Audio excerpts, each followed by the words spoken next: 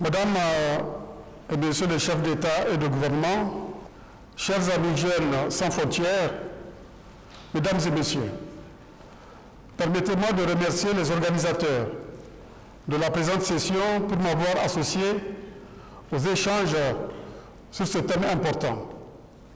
Génération sans limite, connecter la moitié du monde aux opportunités. Pour le Niger, cette initiative constitue une occasion idéale pour accélérer l'accès universel au numérique en vue d'atteindre les objectifs du développement durable à l'horizon 2030. Nous le constatons tous les jours. Le numérique prend au fil des ans une place importante dans notre existence. Porteur de potentialités inestimables, il constitue le symbole de ce que d'aucuns considèrent comme la 4e révolution industrielle. Ce n'est d'ailleurs pas un hasard si 4 des plus grandes entreprises du monde, désignées par l'acronyme GAFA, Google, Amazon, Facebook, Apple, relèvent du domaine des technologies de l'information et de la communication. L'Afrique a malheureusement peu profité des 3 premières révolutions industrielles.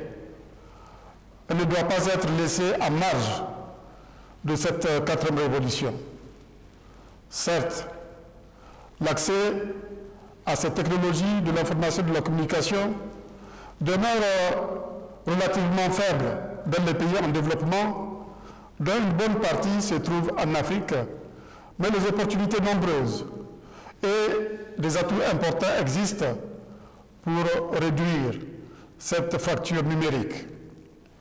Mesdames et Messieurs, s'il est un domaine dans lequel le numérique doit constituer une formidable opportunité de changement pour nos pays, c'est bien celui de l'éducation. En effet, face aux chocs multiformes qui impactent profondément nos systèmes éducatifs, le numérique apparaît plus que jamais comme un outil de résilience remarquable.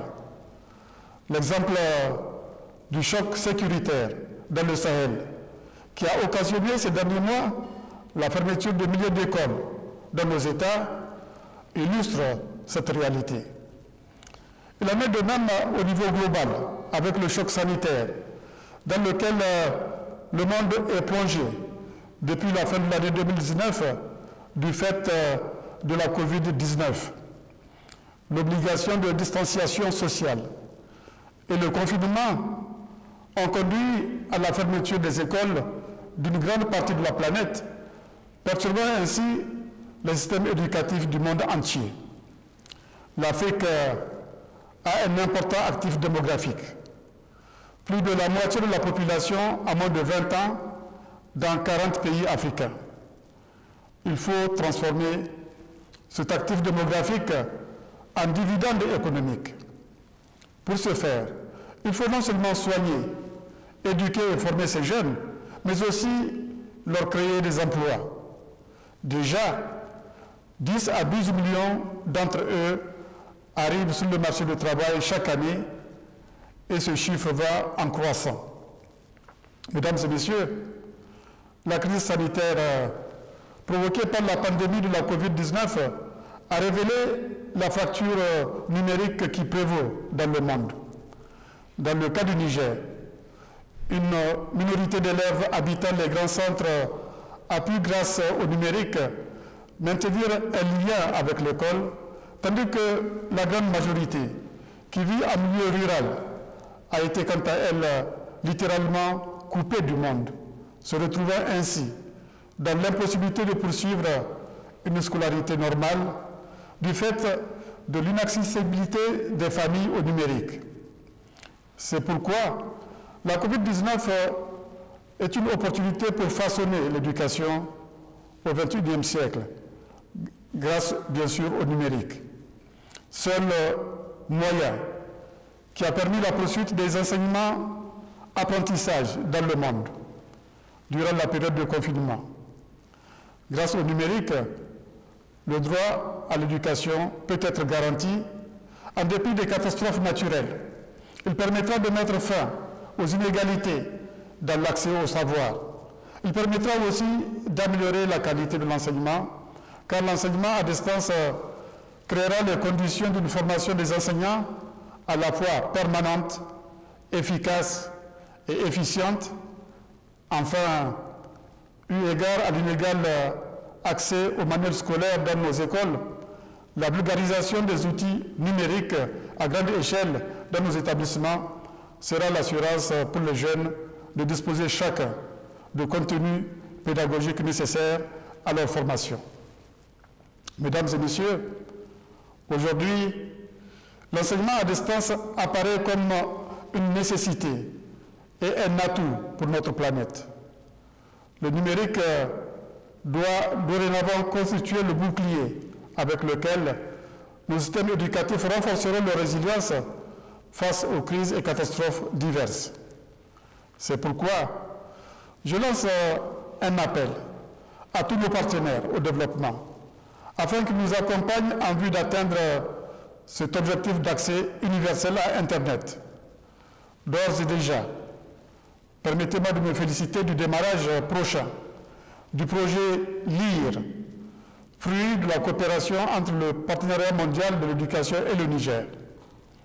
Cet important projet, financé à hauteur de 140 millions de dollars américains, aura pour objectif la mise en œuvre d'une stratégie à court et moyen terme pour systématiser l'utilisation du numérique en permettant, d'une part, l'optimisation des processus de gestion et d'aide au pilotage et d'autre part, le développement des usages du numérique pour accompagner les pratiques pédagogiques. Dans le même élan, d'autres initiatives importantes sont mises en œuvre par le Niger avec l'appui des partenaires, comme entre autres GIGA pour connecter plus de 19 000 écoles ou encore le projet PassFinDes pour un programme pilote de connexion de 5 écoles en collaboration avec l'UNICEF.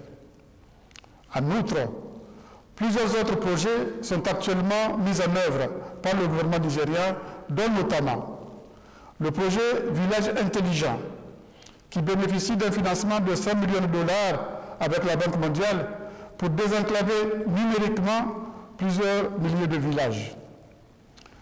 Le projet Coursera, qui est la plus grande plateforme de cours en ligne au monde. Ce projet donne un accès gratuit à tous ces cours à 15 000 Nigériens.